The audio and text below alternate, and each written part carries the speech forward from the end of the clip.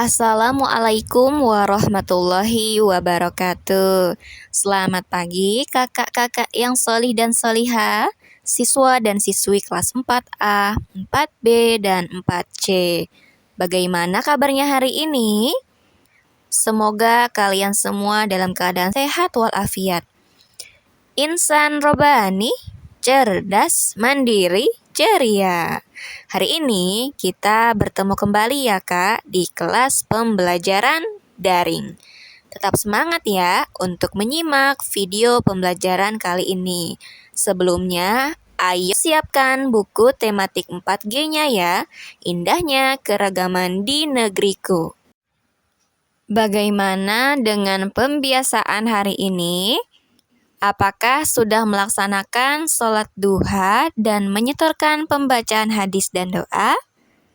Alhamdulillah, Ibu ucapkan terima kasih bagi yang sudah melaksanakan pembiasaannya. Bagi yang belum, yuk laksanakan pembiasaan diniyahnya. Hari ini kita akan melanjutkan pembelajaran tematik 4G, indahnya keragaman di negeriku. Subtema 2, indahnya keragaman budaya negeriku. Pembelajaran 3 dan 4. Ibu minta kalian sambil menyimak tayangan video ini, sambil dibuka juga ya bukunya.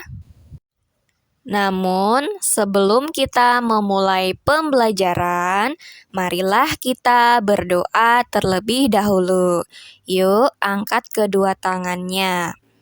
Bismillahirrahmanirrahim.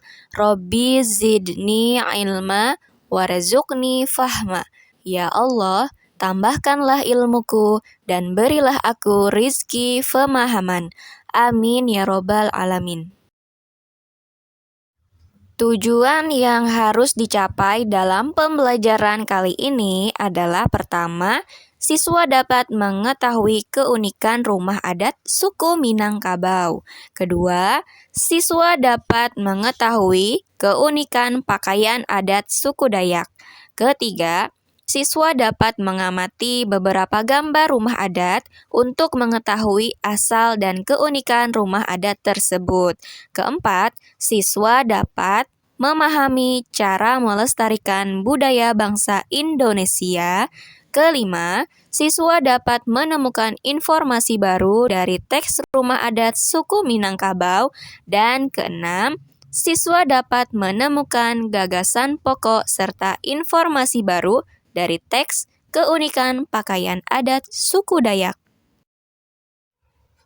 Pembelajaran 3. Di pembelajaran ini, kita akan mempelajari keunikan salah satu rumah adat suku Minangkabau dan mempelajari keragaman rumah adat yang ada di Indonesia. Keragaman rumah adat. Setiap daerah yang ada di Indonesia memiliki rumah adat yang berbeda-beda. Berbagai rumah adat memiliki bentuk yang indah dan unik. Keindahan dan keunikan bentuk rumah adat memiliki makna yang sesuai dengan adat istiadat yang masyarakat anut. Nah, kali ini Ibu akan mengajak kalian untuk mengenal keunikan rumah adat suku Minangkabau. Namun sebelumnya, mari baca buku halaman 63-64 tentang teks yang berjudul Rumah Gadang, Rumah Adat Suku Minangkabau. Bagaimana? Apakah membacanya sudah selesai?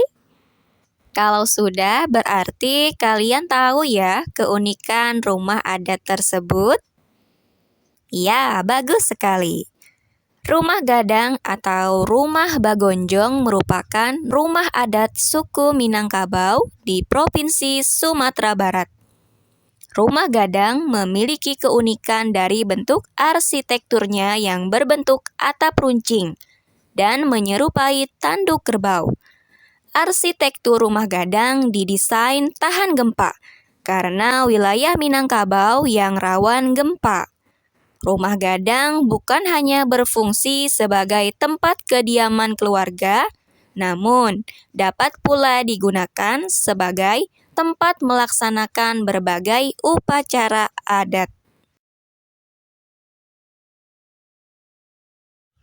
Selanjutnya, kita akan mempelajari keragaman rumah adat yang ada di Indonesia. Namun, apakah kalian tahu apa itu rumah adat? Indonesia memiliki berbagai rumah adat. Rumah adat merupakan tempat diselenggarakannya upacara adat istiadat. Setiap rumah adat yang ada di Indonesia mencerminkan pola kehidupan masyarakatnya.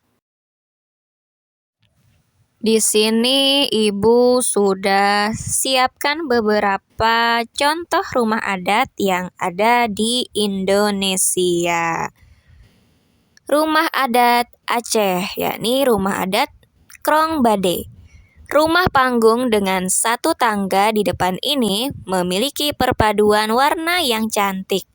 Rumah Krong Bade biasa dikenal juga dengan nama Rumoh Aceh. Rumah adat ini jadi salah satu budaya Indonesia yang hampir punah. Kemudian ada rumah adat dari Sumatera Utara, yakni rumah adat Bolon. Bolon merupakan rumah khas suku Batak yang ada di Sumatera Utara.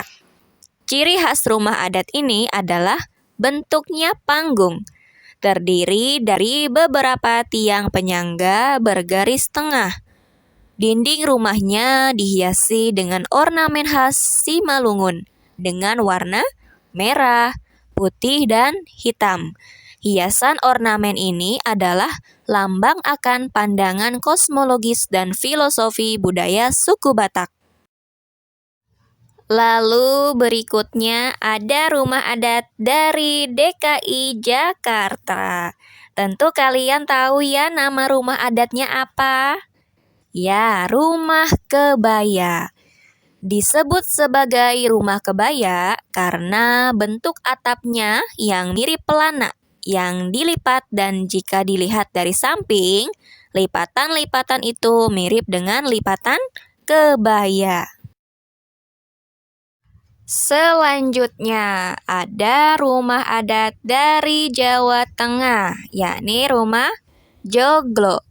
Joglo adalah rumah adat yang berasal dari Jawa Tengah dengan ciri khas atap berbentuk piramida yang mengacu pada bentuk gunung. Keunikan rumah adat Joglo ini terletak pada desain atapnya yang tinggi dan disangga menggunakan 4 tiang atau disebut sokoguru. Nah, itulah beberapa rumah adat yang ada di Indonesia. Untuk mengetahui rumah adat lainnya yang ada di Indonesia, kalian bisa melihatnya pada buku tematik halaman 67 dan 68. Soli dan Solihah kelas 4A, 4B, dan 4C, apakah masih semangat untuk menyimak pembelajaran? Baiklah, kita lanjutkan ke pembelajaran 4. Di pembelajaran 4, kita akan mempelajari keragaman pakaian adat yang ada di Indonesia, mempelajari keunikan pakaian adat suku Dayak, dan mempelajari bagaimana cara untuk melestarikan budaya Indonesia. Indonesia memiliki ragam budaya dan ciri khas di setiap daerahnya. Keragaman budaya bangsa kita tidak hanya dapat dilihat dari keragaman rumah adat, tetapi juga dari keragaman pakaian adat. Pakaian adat menjadi simbol tentang keragaman Indonesia, terdiri atas berbagai suku dan etnis. Dari 34 provinsi yang ada di Indonesia, Tentunya, setiap pakaian adat dari masing-masing daerah memiliki bentuk yang berbeda-beda ya, Kak.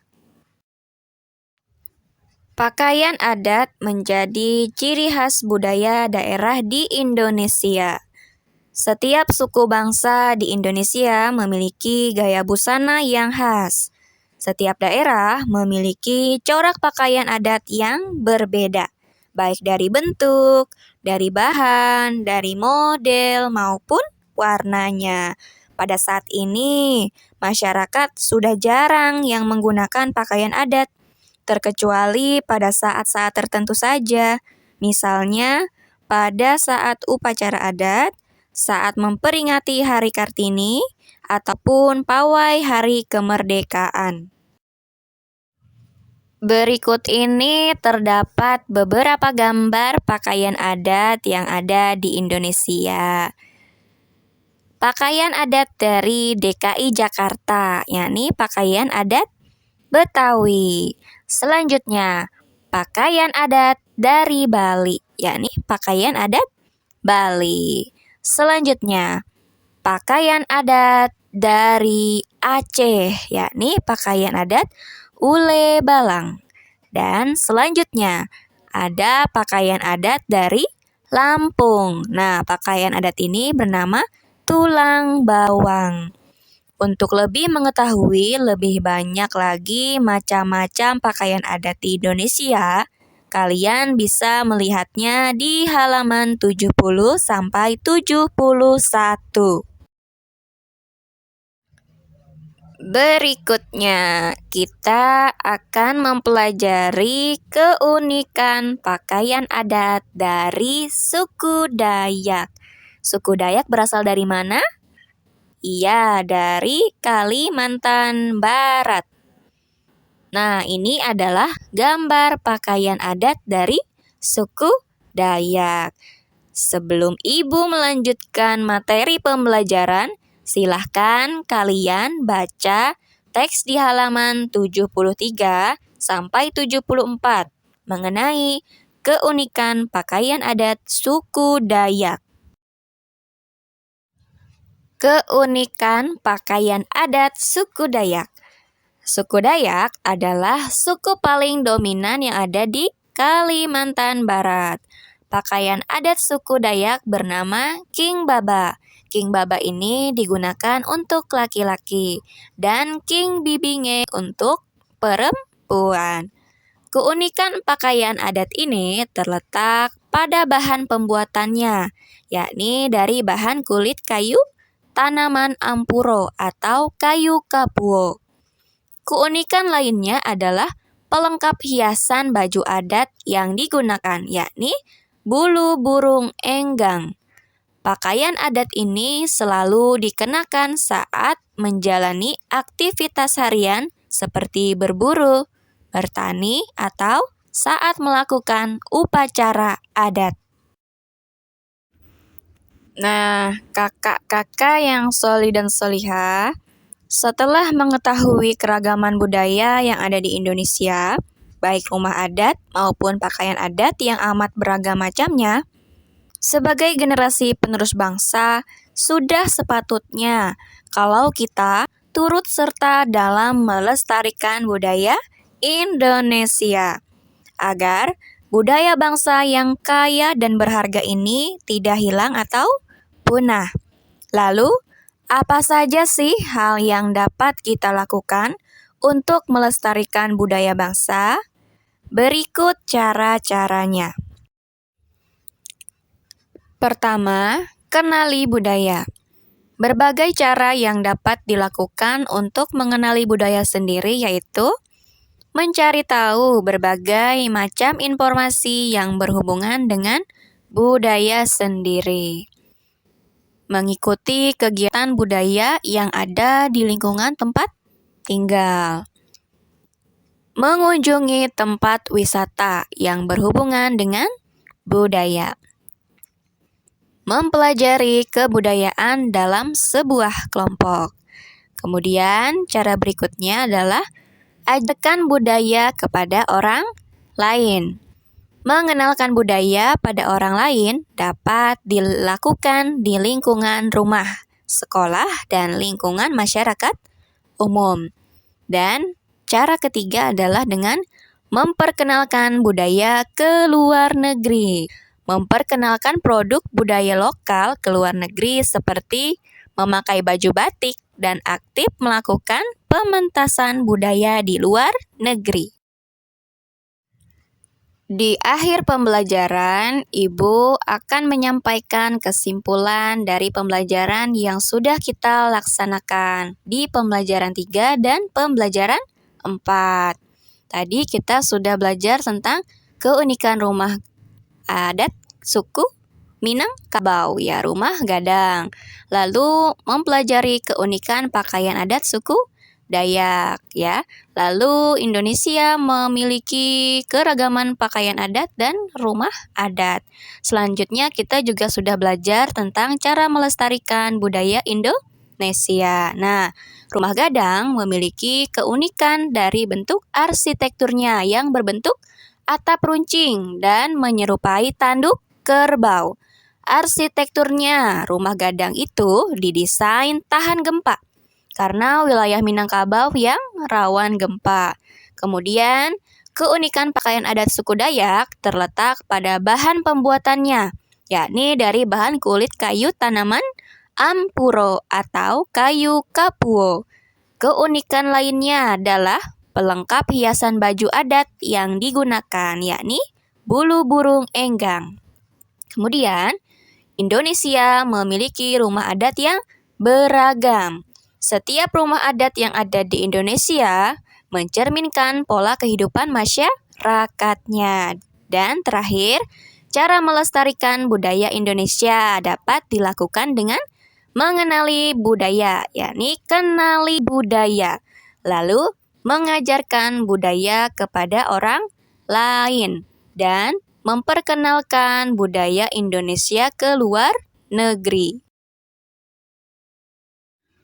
Alhamdulillahirabbil alamin. Pembelajaran tematik 4G subtema 2, pembelajaran 3 dan 4 sudah selesai disampaikan. Ibu ucapkan terima kasih banyak kepada siswa dan siswi kelas 4A, 4B, dan 4C yang sudah menyimak video ini dari awal sampai akhir. Semoga materi dalam video ini dapat kalian pahami ya. Semangat selalu dalam belajarnya. Kita tutup pertemuan kali ini dengan membaca doa kafaratul majlis bersama. Subhanaka Allahumma wa bihamdika asyhadu an la ilaha illa anta astaghfiruka wa atubu ilaik. Sampai bertemu kembali di kelas pembelajaran berikutnya.